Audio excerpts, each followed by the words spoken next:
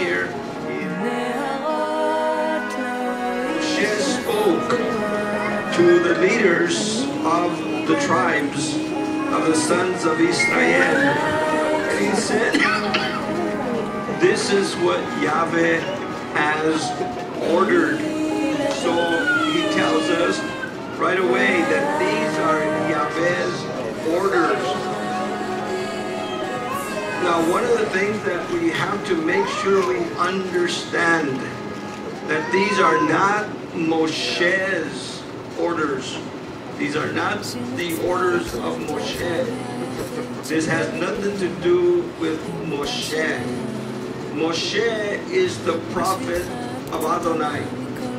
A prophet is someone who faces the people with his back to Adonai. And Adonai gives him the word, and the prophet speaks the word to the people. So a prophet is a mediator that is between Adonai and the people, and Adonai speaks his word through him.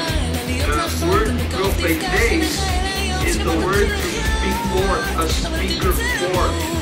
A prophet is not necessarily someone who foretells the future, although parts of his messages might be that. Now, a prophet is also opposite a priest. A priest is someone who has his back to the people and his face to Adonai. And the priest is the mediator that brings the needs of the people before Adonai.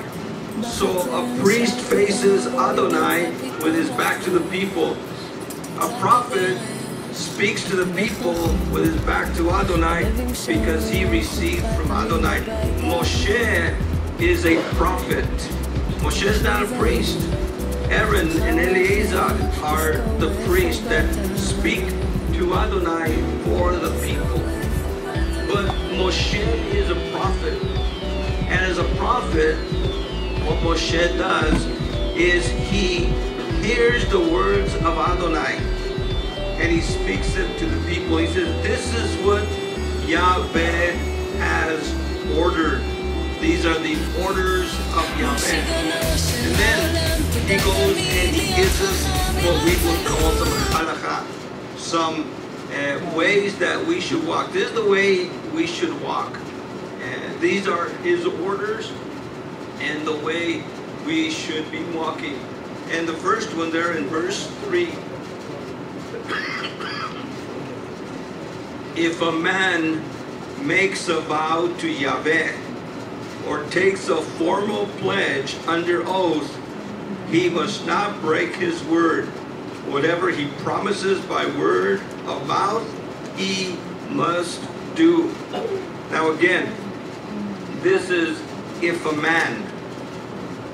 And a man in Scripture is someone who is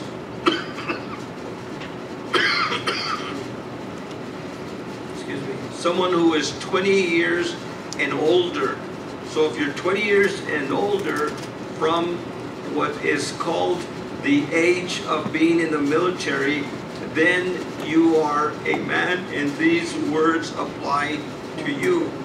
If any man makes a pledge, makes a vow, makes a promise, he is liable before Adonai for that pledge, for that vow, for that promise. And if he breaks it, then he is liable before Adonai. He is liable before Adonai. Now, every man from 20 years and up, Adonai has given you a responsibility. There is a responsibility that we have. There's a responsibility that each and every one of us men have in the Kehillah of Adonai. A responsibility that nobody else in the Kehillah has. And remember, Adonai is not just talking to the pastors and the prophets, the priests. He's talking to every male. Now, if a woman makes a vow to Yahweh or takes a formal pledge during her youth, that means that she is 20 years old and older. We're not talking about children. We're not talking about little kids. They will always be under the supervision of their parents. Thank you. They will always be under the supervision of their parents and be able to speak forth only that which the parents would allow. But we're talking about now adults, 20 and older. If a young lady makes a vow, a formal pledge during her youth, while she is still in her father's house. Okay, while she is what? Still in her father's house. Now remember, we're talking not about the Greco-Roman system. The Greco-Roman system that the Western world lives under is totally different than what Adonai would prescribe for us. But we're talking about what Torah says. And one of the things that we should always remember is that we are in exile today. We do not have a temple. We do not have a high priest. We don't have a Levitical priesthood. So because of that, one of the things that we have to do in everything in exile is decide, I want to fulfill Torah. I want to be a Torah observant believer. I want to do that which Torah says. And so now, while we don't have a temple, we don't have a high priest, we don't have a Levitical priesthood, we're not in Jerusalem, we are in exile, we are in foreign lands, and we're under foreign domination. How should we apply these for us today? And to me, I believe that we should apply these to the best of our ability as possible. If a young lady is under her father's roof, and in biblical times there was no such thing as single independent girls. That is a Greco-Roman system, and that is a non-biblical system. There's no such thing as independence as long as you are in your father's house. In Torah, as Torah observant people, all young ladies are under their father until you're married. Once you're married, then you are under the authority of your husband. Now, we don't like those words today. Those things are totally foreign to this culture, because you've been brought up in the school system and even Christianity and other forms of culture and society, that's not the way it is. And today we have people even have what they call rights, basic human rights, and there are biblical rights and there are even constitutional rights, but I believe even some of those have been abused by this society. I am of the thought that we need to go back more to Torah to the best of our ability than is being done today. And so I would encourage all young ladies that are under their father's roof that you submit I submit. We don't like that word. I'm not supposed, who are they? I'm my own person. This is my body, this is mine. And that doesn't work today. But it must work. We must bring it back. Pandora's box has been opened in this society. And a lot of people say you can't, once Pandora's box has been opened, that Greco-Roman, actually from the Greek, that concept, you cannot close it, you cannot bring everything back in. Well, I believe under Torah we can. Or we could make a start. We could make this idea that let's go back and be Torah observant to the best of our ability. And it says if she, as a young lady, makes a vow, if she makes a vow, and this vow has to do with, buying something or pledging something, and her father hears of it.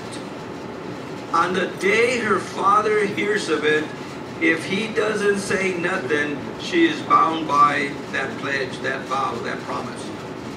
If she says, I'm going to do this, and her father hears that she's going to do that, and he doesn't say nothing, then she is liable for that promise, that pledge. By the way, think of this idea. Silence speaks. Silence speaks. If the father says nothing, he is spoken. If the father says nothing, he has spoken that, she's allowed to make that pledge and she will suffer the consequences if she breaks it. But if on the day he hears of it, the father annuls the pledge, annuls the promise, annuls the vow, then she is free before Adonai. So the father has authority. And again, here's where we start bringing this idea of authority in the home. Again, today, this idea of authority in the home with the young people and with the wives isn't a big thing here in this culture. But in Torah, authority in the home was something very important. And then we look at society. We look at society and we look and say, why are we in the shape that we're in? We're not talking just politics. We're talking our city, our environment, our neighborhood. In fact, we need to pray for Miguelito's nephew. He was shot last night at Dion's Pizza, and we need to pray for that family. It has gotten out of hand, all the murders and the violence in this city. Why is there so much violence? Why is there so much out of hand situations, young people that are going around killing and doing damage? I'm going to tell you the origin of that. Torah-lessness. Torah-lessness. And it all begins in the home, even with things like this. If you start crumbling, if you start crumbling and start destroying even this building, one brick at a time. You take one brick out of the wall, building's not going to fall. It's going to stay. You take another brick over there, building's going to stand. It's going to stay. You take another brick, and another brick, and another brick, and another brick. Finally, enough bricks have been taken out that the building will collapse. our society is collapsing. Our cities are collapsing. Our nation is collapsing. Why? Because of Torah-lessness. Yeshua said something of vital importance. He said, I did not come to destroy the Torah and the prophets. I did not come to make them obsolete. I did not come to remove them. I came to bring them to their true fulfillment, to their true meaning, to their true purpose. And he said, the man who breaks the smallest commandment and teaches others will be considered the least in the kingdom of heaven. But the man who keeps them, observes them, will be considered great in the kingdom of heaven. And you have these big commandments: thou shalt not murder, thou shalt not steal. Capital offenses that if you committed them, you committed a capital offense. But then there's those commandments, those mitzvot, that people would consider least, small, of none effect. You know, think of this commandment. This commandment is considered so least, so unimportant, so out of the way, that pretty much nobody observes that today. The daughters, with or without their father's consent, do whatever they want, make whatever vows, pledges, and it doesn't matter. And that's the least commandment. But what did Yeshua say? Even the least commandment, and teaches others, will be considered least in the kingdom. And it goes on to say in verse 7, if being bound by vows or pledges voiced without due reflection, she then marries, and if her husband hears of it and says nothing, on the day he hears of it, that vow is bound binding. So all of a sudden this young girl has made some vows, and then it specifically says without due reflection. That right there tells us that young people say a lot of things without due reflection, right? How many of you were there at one point in time? You know, can you imagine all the stuff we said, we did, we pledged when we were young? And many of that has come back on our heads later on. But here she makes something, a young lady makes, before she's married, makes a vow with undue reflection. And then she gets married, and the day she gets married and the day her husband hears of it, if he says nothing, she is bound. But if he annuls it, then she is not bound. This right here teaches us the authority of the father and the authority of the husband. This teaches us biblical headship. We're talking about biblical headship. Now, biblical headship is not biblical dictatorship. Biblical headship is where the father, the husband, is the head of the wife and the head of the daughter. Notice that it doesn't say anything about the sons. Notice that the father has no authority over the sons. If a son makes a vow, we're talking about a young man, 20 and older, if he makes a vow, he is responsible for that vow. The father cannot annul it. That right there is starting to teach you the idea that in the word, in Torah, the responsibilities of men and women are different. The what? The responsibilities. Now, here's a good question to ask at this point. Why doesn't a wife, why doesn't a daughter, why don't they have the right to do their own pledges and vows without the husband, without the father blessing it or annulling it, allowing it to continue or allowing it? Is it because they are lower? Is it because they can't understand business practices?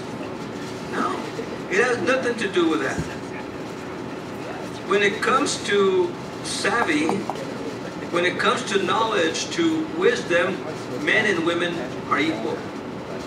I mean, you know that. We're equal.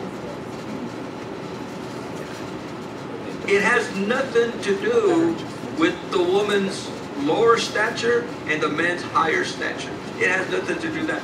It has to do only with one thing, with authority. Because why? Look at the next verse. Verse 10. The vow of a widow or a divorced woman and all pledges taken by her are binding on her. That means that Adonai looks at women in the same way that he looks as men. A woman who's single, divorced, and single in the sense of not today single, but in biblical science, divorced or widowed, if she makes a pledge, it's still binding on her. That means that she has the savvy to make, she has the ability, she has business acumen to do these things. It has nothing to do with her. It has to do with authority. When a woman is under a father or a husband, it's an authority thing, not a personal thing. Because a woman who is single, in the sense of being divorced or widowed, has the ability to make those. Now, again, in verse 11, going back and talking about the married woman, if she has made a vow and taken a pledge while under her husband's house, and when the husband learns of it, if he is silent, then it's binding. But if he annuls it, then she is not bound to it. And in verse 14, every vow or oath that is binding on the wife may be endorsed or annulled by her husband. So if you go out and buy a Cadillac, wife, you go by and buy a Cadillac, and all of a sudden you come home with the keys, I bought this Cadillac, and the husband says nothing. Hey man, it's your Cadillac, there's the payments. But if he annuls it, then you gotta go take the Cadillac back. Again, it's about headship authority. It's not about dictatorship. It's not about who knows more or who has more business. Understand? It has nothing to do with personality. It has nothing to do with education, with any. It has to do just with one thing: authority. And this authority is something that must be taught from youth up. Every young lady here, you are under your father. Every wife here, you are under your husband. Again, not as a dictator. Now, in Corinthians, we are told that the husband is the head of the wife. But that is not the full verse. Any husband who says, well, I'm the head and, you know, vieja this, vieja, bring me some coffee or whatever. You've heard that before, right? How would you translate that in English? Old lady? It does in English. It doesn't come out like it does in Spanish. But any husband that would act like that, that's not biblical headship. That's not what headship is all about. That is being more a macho dictator, which Adonai abhors, which Adonai does not allow. Amen? He does not allow that. Because that will lead into other things that are abusive, physical abuse and verbal abuse, intimidation and all those things. And that's not what a family, a husband-wife relationship should be all about. Amen? But it goes on to say, yes, the husband is the head of the wife. But it goes on to say that Messiah is the head of the husband. And Yahweh is the head of Messiah. So biblical authority is vertical. Every husband must be under Messiah. You want to practice true biblical headship in your family, then submit to Messiah. Every husband, submit to Messiah. If as a husband we are not submitted to Messiah, we have lost our authority to govern our home. Those of you that are in the military know this very well. In the military, whatever rank you have those above you and you have those below you. If you're the type of person that doesn't like to take authority from your sarge, you have no authority to speak to your private. It's always about vertical authority. And think of this. If headship is so bad, it says that the Father, Yahweh, Elohim, is the head of Messiah. Well, can you imagine the Father beating up on Messiah? Telling him, do this and do that, and I want this, and... Well, that's not the way the Father is. That's not the way the relationship between the Father and the Son is. The relationship between the head, the Father, and the Son, and the relationship between the Son, Messiah, and us men, and the relationship between us husbands and our wives have to follow an order. It's all about authority. It's all about order. We know that Yeshua said, I and the Father are echad. I and the Father are one. So the oneness between the Father and the Son is there. But at the same time, Yeshua says, when they asked him about his second coming, only the Father knows. So he submitted. Yeshua submitted himself to the Father. And we as men, as husbands, should submit ourselves to Messiah. If we're not submitted, how can we ask someone to submit to us? We can't. It breaks down. It dies. And that's why, again, in today's world, why do we have YDF? Why do we have all these situations in our society? Why do we have women's shelters?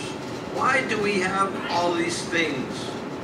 Why do we have, in fact, the leading cause of death for women, I learned this week,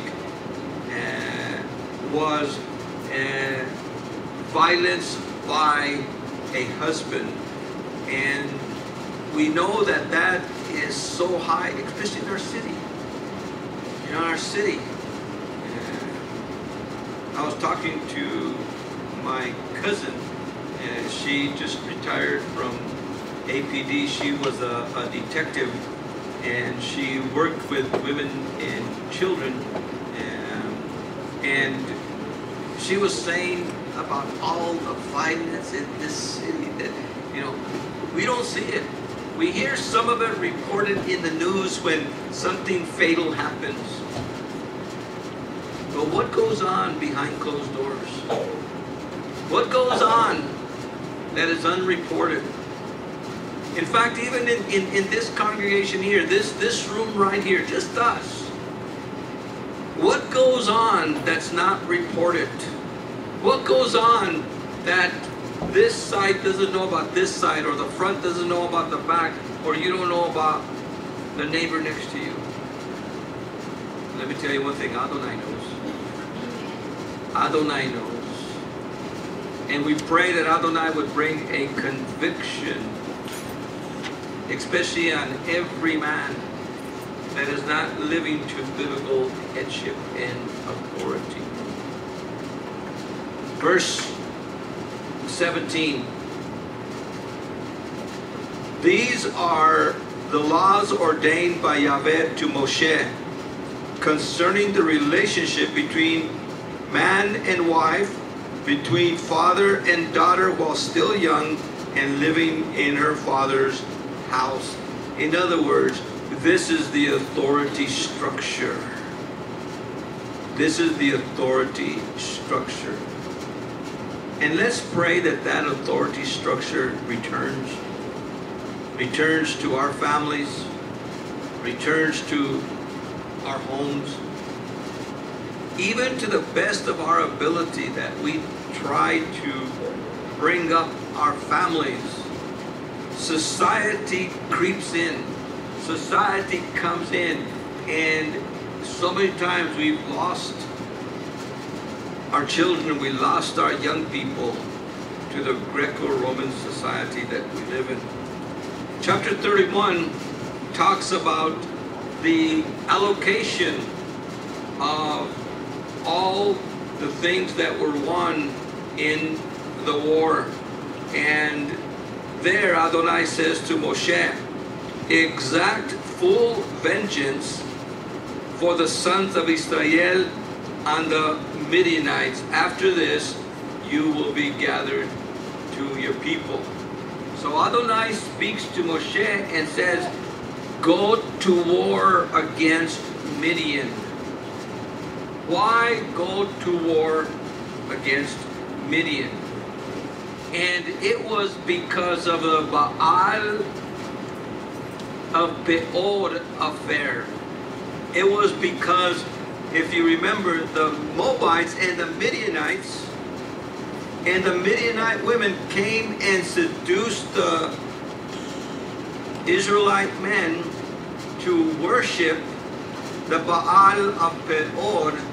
The Baal of that Peor. Peor is a mountain. It was the god, the Lord, the Kachina, and the troll of that mountain, and to commit immorality there.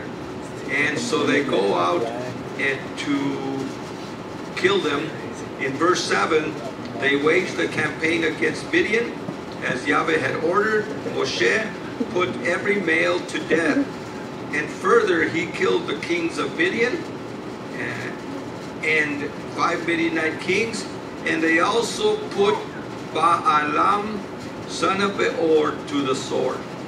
So here is where Balaam was killed.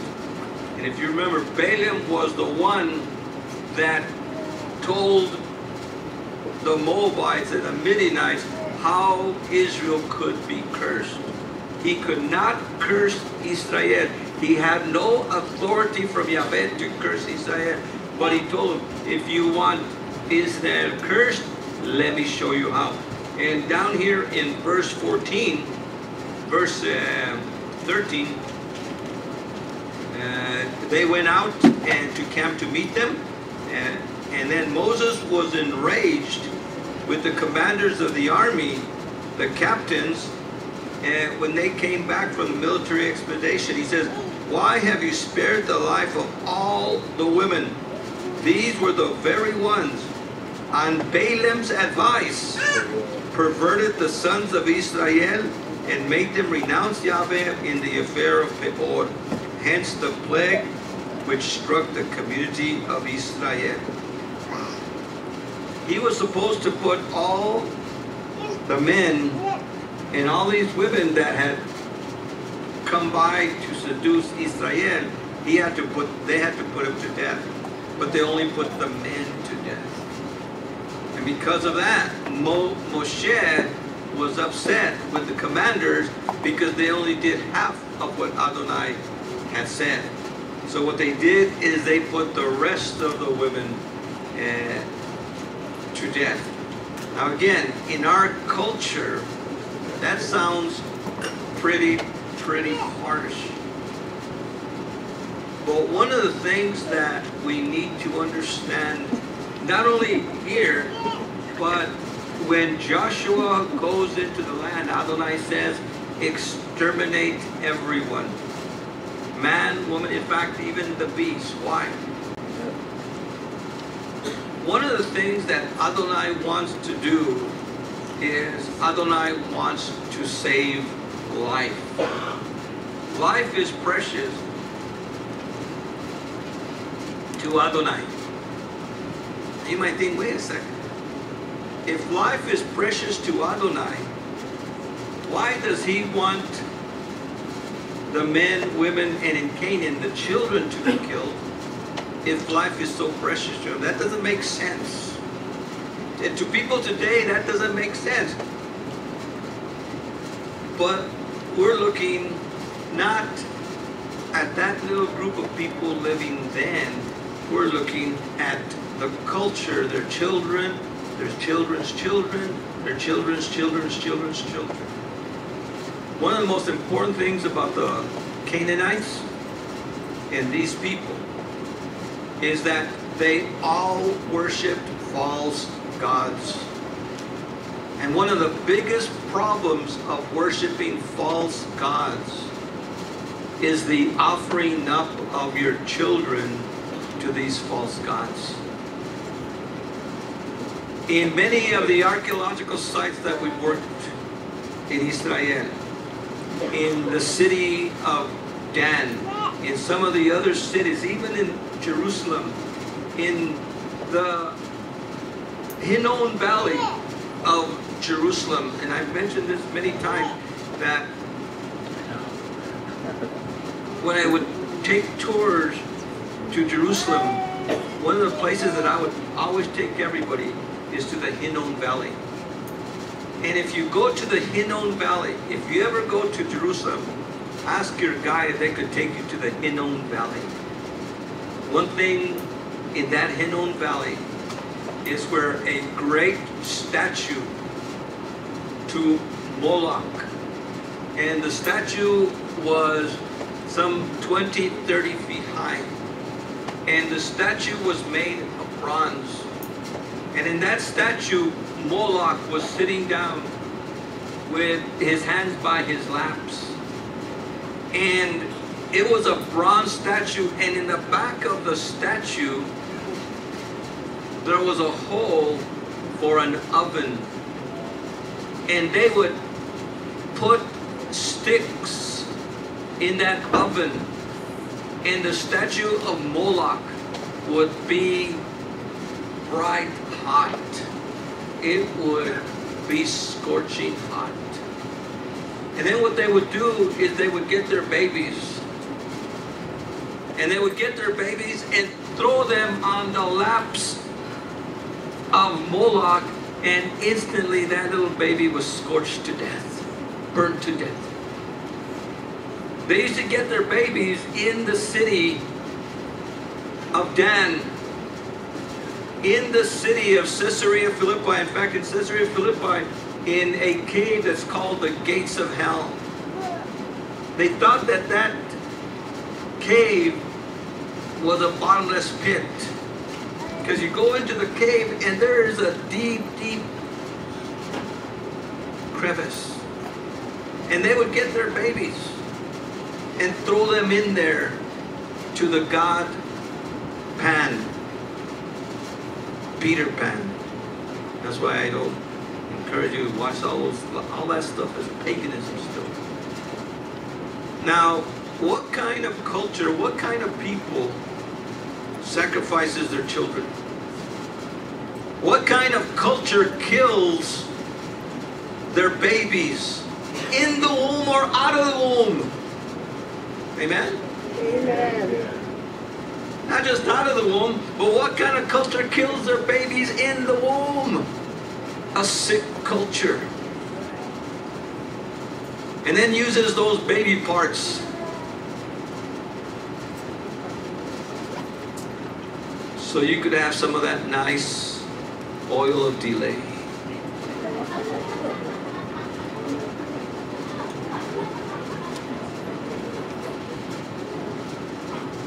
Because you know that's what they do, right?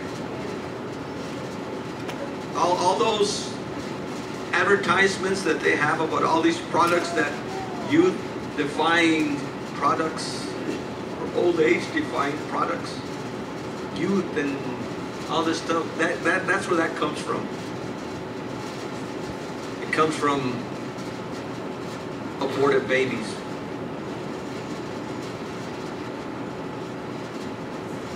We live in a culture today that is becoming very much like the culture of the Canaanites. And a culture that kills its babies. Adonai says that kind of culture cannot exist, because they will offer this baby, and the babies that they don't offer will grow up and they will offer their babies. And that culture will offer their babies and offer their babies, and all of a sudden you have thousands, millions of babies being killed. And Adonai says, to be merciful, to be compassionate, all you have to do is get rid of one generation. Get rid of one generation, and that practice will cease to exist. Only one generation. If you don't get rid of that one generation, that practice will continue for generation after generation after generation after generation. Well, we definitely know that Israel decided not to kill all the men, women, and children of Canaan in the time of Joshua. They decided not to kill the men, women, and children. They felt sorry for them. And so throughout Joshua, you hear, and the tribe of Simeon did not, and the tribe of Naphtali did not, and the tribe of so-and-so did not. So that one generation was spared. They did not do what Adonai says. So in the time of the judges, in the time of David, in the time of Solomon, in the time of the sons of David, the kings, all the way up to 586 before Messiah. Those generations continued, they multiplied to the point that not only were they doing it, but the Israelites were doing it too in the valley of Hinnom. They're offering their children to Moloch. Can you imagine the thousands, millions of babies that died a horrible death because one generation wasn't wiped out? Just one. So from our perspective, it seems harsh. Adonai saying, kill. But Adonai always has this. Anyone who takes man's life shall have man take his life. And so because the Canaanites and these Midianites, these Moabites and all these ites were murderers, especially murderers of children, Adonai always says, life for life. You take a life, every time a life is taken, every time the life dies, something happens in the atmosphere. Something happens in the soil of the ground. Anytime life is taken by violence, something happens to the earth that is not natural. From the first murder,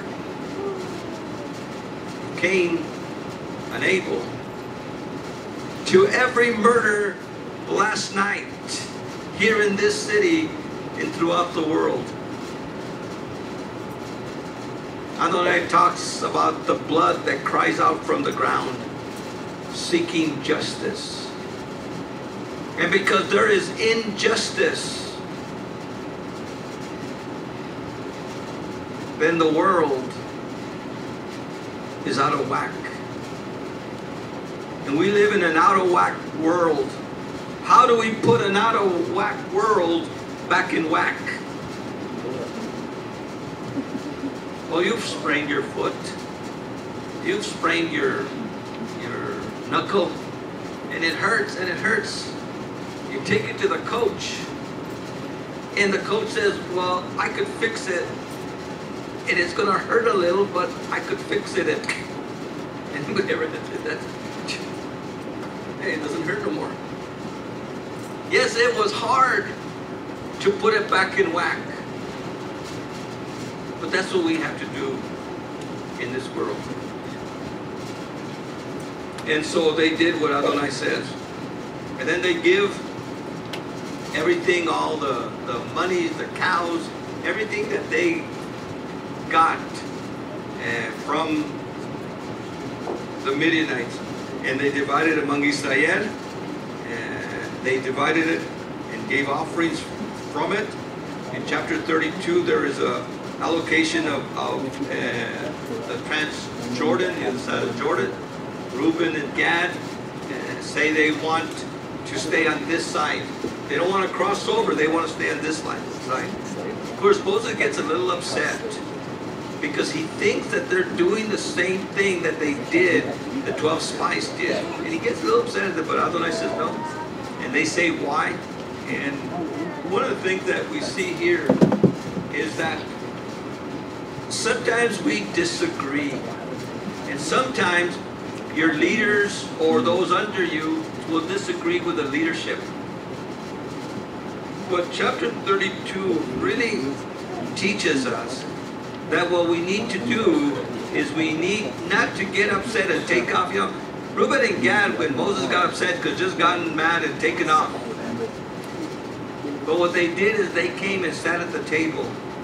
They came and decided to, let's figure this out. And then by both sides coming to Adonai, Adonai gave the answer. And so if you are ever in disagreement with anybody, always remember, let's not get so mad that we take off. We need to come to the table. In chapter 33, we have the stages or the journey of the Exodus. Verse 1, and this is the next Parsha, Massei. Here are the stages of the journeys made by the sons of Israel when they came out in a body from the land of Egypt under the leadership of Moses. Moses recorded the starting points in writing. By the way, there's a lot of people that said there wasn't no writing back then. How could they have, it was all oral. No, it wasn't. everything that Moses did, it says he wrote it down. Writing has been here for many, many years before Moses, thousands of years before Moses. But it says Moses wrote everything down. So from verse 3 down to verse 49 is the journal that Moses wrote every time they left. But they left Massei on the 15th day of the first month, and then they went to Sukkot, and then they went. Moses wrote everything down. And this is the journey of Israel. Now, all journeys begin with a starting point. And there's a starting point and an ending point. I heard it someplace that birth is the beginning and death is the end. But between the beginning and the end is the journey of life. And everyone that has passed, my mother just passed a few months ago, and thinking of her journey when she was born and when she died and everything in between, that's life. Now think of it. Moses recorded all these places. And in a sense, every one of us here today has been on a journey. Have you ever sat down and written down where you've been? Kind of make a journal. When you go home this afternoon, before you take your siesta, you know, born Albuquerque, July 23rd, 1950. And then did this, you know, went to California, went to Vietnam, went to all, write down everything you did up to today. And reflect on that. Reflect on the places, the events, the people. Over here, Moses gives us a journey of Israel from the Exodus to right before they cross over. They haven't reached their destination yet. Moses has to die first, and then through Joshua, they will come into the promised land. Another new beginning. But going over our journey sometimes allows us to reflect on the blessings, but also the regrets. And being able to say, you know what, I'm not going to do that again. Oh, I remember being there. I remember what I did. I remember those. And being able to change things. And then, as they are there in the plains of Moab, verse 50, 50. Yahweh spoke to Moses in the plains of Moab, when you have crossed over the Jordan, land of Canaan, you must drive the inhabitants of the country before you. Destroy their sculptured stones, destroy their statues of cast metal, and you must demolish all their high places, take possession of the land. And so he's told to take possession of the land. Now, what happens if they do not take possession of the land? Watch the promise. Verse 55. But if you do not drive the inhabitants of the country before you, then those you have spared will be barbs in your eyes and thorns in your side. They will harass you in the land where you live, and I will deal with you as I meant to deal with them. If you do not drive them out, what will they be? Thorns in the side. Anybody ever hear that verse before? A thorn in the side? Remember Paul? He says that Adonai has given him thorns in the side to keep him humble. And a lot of people have always said, what was Paul's thorn in the side? Well, some commentators said, oh, he had an eye disease. Remember, Paul had an eye disease. I don't know if any of you knew this, but Paul probably had cataracts. And for some reason, Adonai did not heal him. And we don't hear of Paul being healed of his cataracts or his eye disease. He mentions this to us about his eye disease. He also says that he writes in big letters.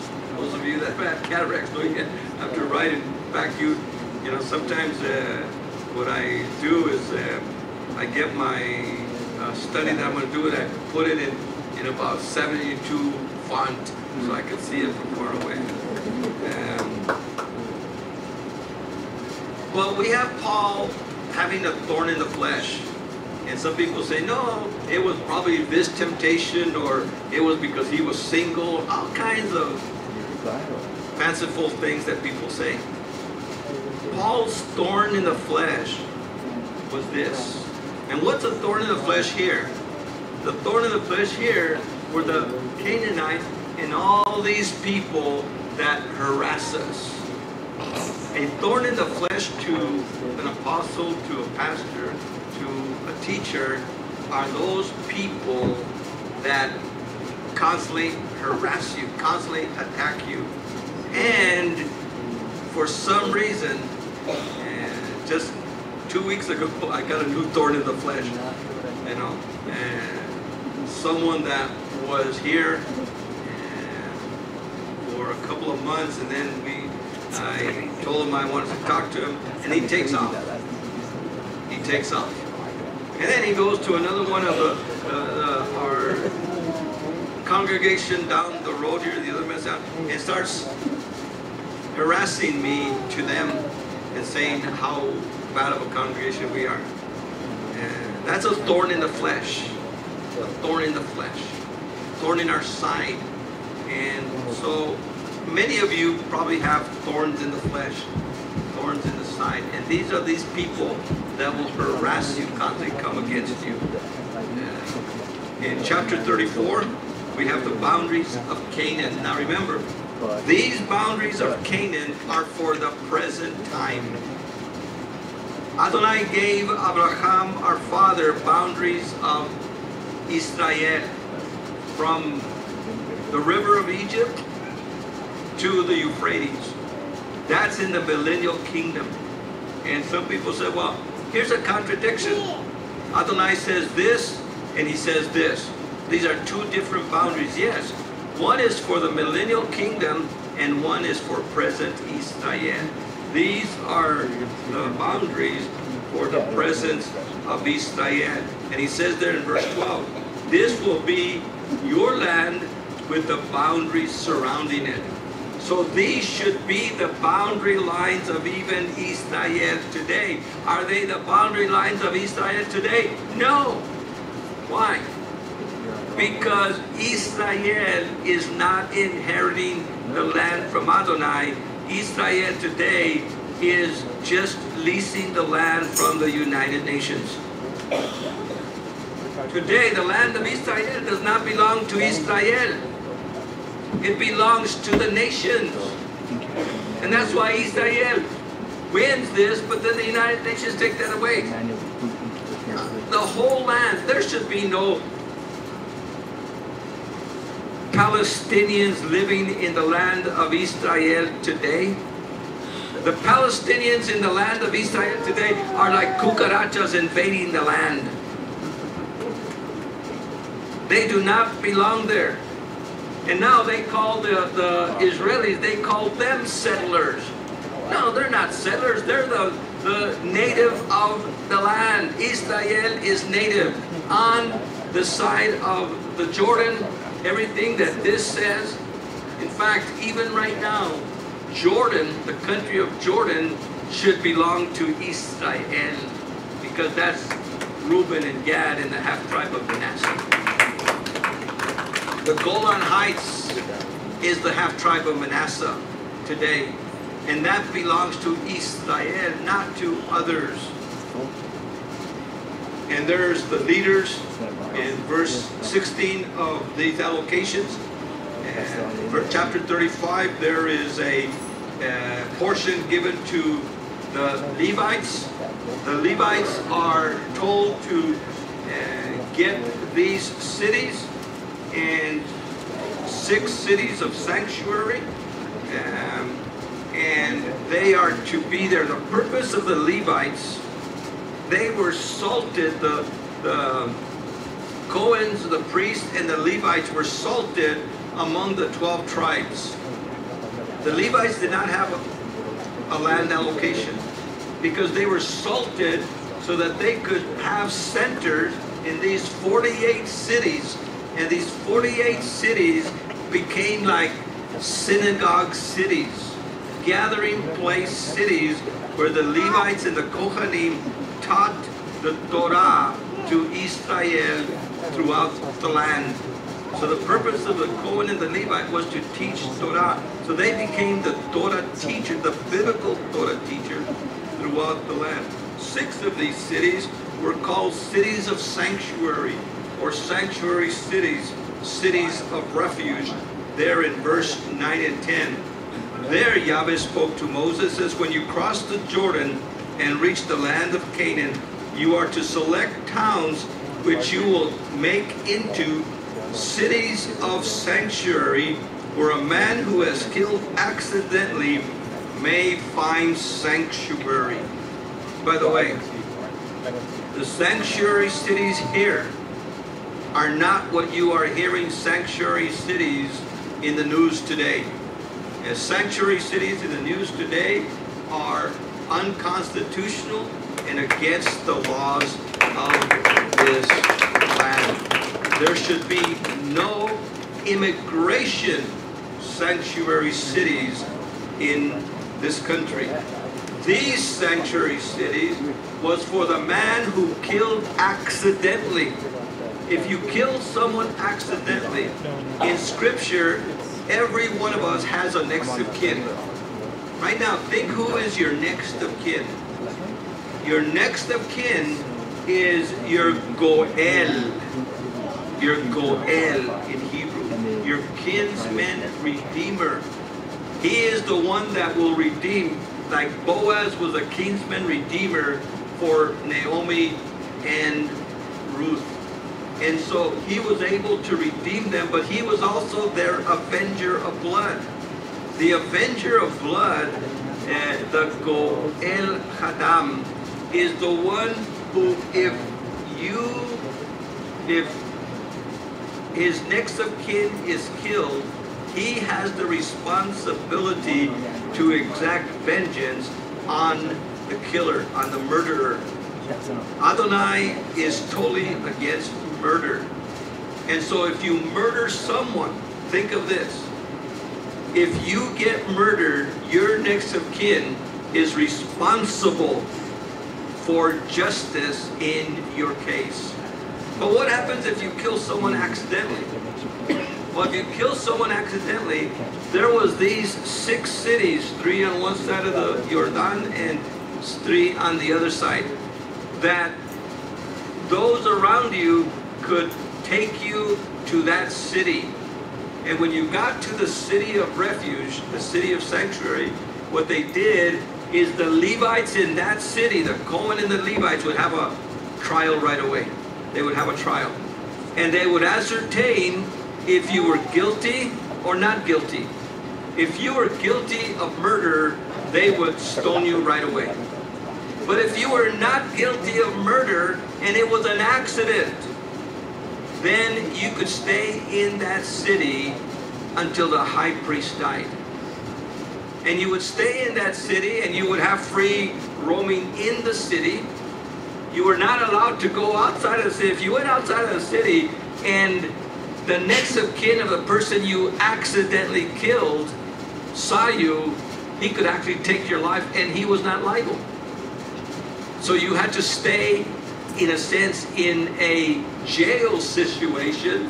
You were confined to that city, and you couldn't get in trouble in that city, because then you would be liable.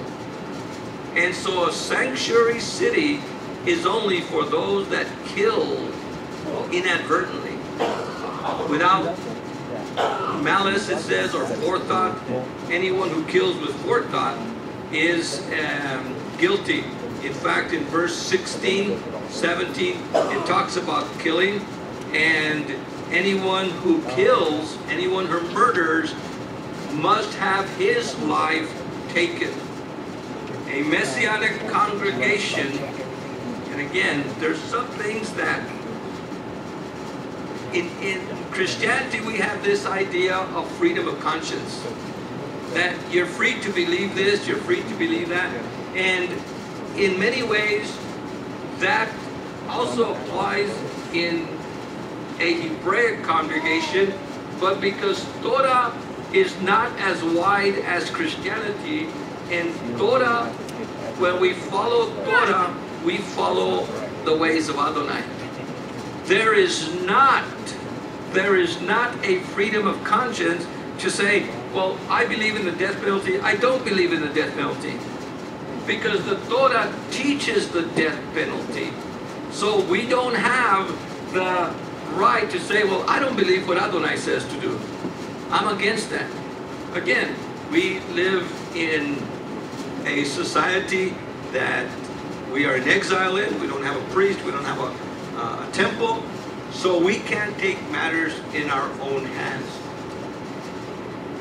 Romans 13 tells us what to do, and there we follow Paul's advice and Paul's ways of what to do in the societies, the Romans that we live in. But again, according to Adonai, verse 19, the avenger of blood must put the murderer to death. When he meets him, he must put him to death. Again, it goes on to talk there in 21, 22 about what to do with the murderer, and if it all continues. In verse 28, only after the death of the high priest is he free to go back to the land that is his home. These regulations have force of law for you and your descendants wherever you may be. And so one of the things that we have here is when the high priest dies, the death of the high priest atones for death. The death of the high priest atones for death. And isn't it a blessing that when Yeshua, our high priest, died, it atoned for our sin? And so we want to be able to follow him. In verse 30, in the case of homicide, the evidence of witnesses must determine whether the murderer is to be put to death. But the evidence of a single witness is not sufficient to hold a capital charge. You are not to accept ransom for the life of a murderer. You must not profane the land in which you live. Blood profanes the land, and there is no other expiation for the land for bloodshed than for the blood of the one who shed it. You must not defile the land you inhabit, the land in which I live, which I, Yahweh, live among the sons of Israel. So something happens when a murder happens. Something happens that defiles the land. Something happens that causes it to be out of whack. To get the land back in whack, then the capital punishment of the murderer must take place. And because in this country we do not do capital punishment, in this state there is no capital punishment, and the people that have murdered have been let off scot-free. No wonder this state in this country is out of whack. The last chapter, 36, has to do with the wife's inheritance. Remember, last week we were talking about the daughters of Zephaniah who did not have sons, so the daughters received the inheritance. So the inheritance came down to the daughters. And so this was a big step for what we would call women's rights. But then in today there's another thing that came up. All of a sudden the sons of Manasseh said, wait a second, if the inheritance comes to the daughter and she inherits our father's land, if our daughter from Manasseh marries someone from Judah or someone from Ephraim, and all of a sudden the inheritance is going to go to them. So they said, so that it doesn't go to them, it doesn't go to another tribe or another people, then the daughters have to marry someone from the clan. So here Adonai institutes that the daughters that receive inheritance cannot marry whoever they want, cannot marry someone from another tribe.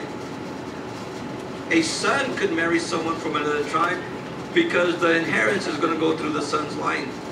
The inheritance in the Bible always goes through the sons, not through the daughters. So if the daughters have inheritance, then they have to marry someone within the clan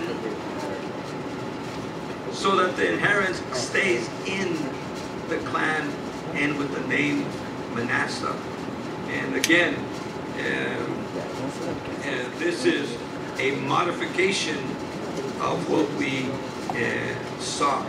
In conclusion, verse 13, these are the commandments, the mitzvot, and the mishpatim, the laws that Yahweh laid down on the sons of Israel through Moshe in the plains of Moab, near the Jordan, opposite Jericho. The book of Numbers that we just finished here covered a 40-year period. The book of Numbers covered a 40-year period. The next book, the book of Devarim, the book of words, covers a 1-month period. The book of Deuteronomy in English is Deuteronomos, the second law or the second Torah, or a summary of everything that has happened so far. And that's only a 1-month period. And we will begin with that next week. I want to thank you for having joined us here. And we would thank the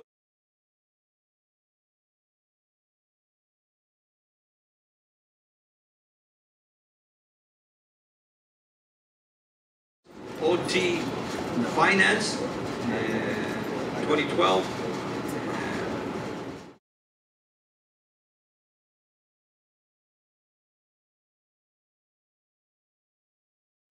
Ayir Yahweh panav elecha bichunecha, Asa Yahweh panav elecha, vayasem lecha shalom. May Yahweh bless you and keep you. May Yahweh make his face shine upon you and be gracious unto you. May Yahweh lift up the light of his countenance upon you and give you his peace.